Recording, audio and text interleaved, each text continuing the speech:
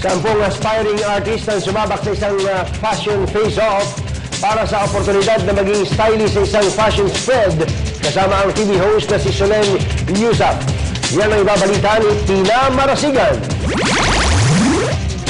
Naging mainit ang naging paghaharap ng 10 finalist na napiling maglaban-laban sa Colgate White's Hot Fashion Face-Off.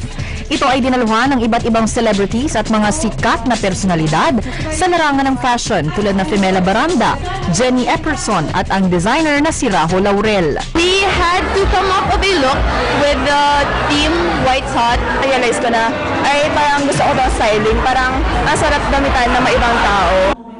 Hindi naging madali para sa mga hurado ang paghuhusga kung sino sa kanila ang naging pinakamagaling dahil lahat sila ay nagpamalas ng kanilang natatanging talento sa pag-iistilo ng damit. Nakakatuwa kasi syempre ang ganda na binubuksan natin ang opportunity ng tulad ng ganito para sa mga batang young stylist kung paano nila isa-stylist si Solen. So parang for me, nakita ko, I'm very impressed with the way they were able to do it.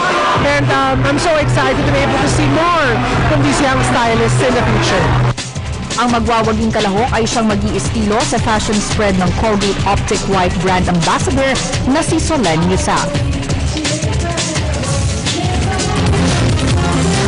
At ito po dapat yung maraming sa aming pagbabalik.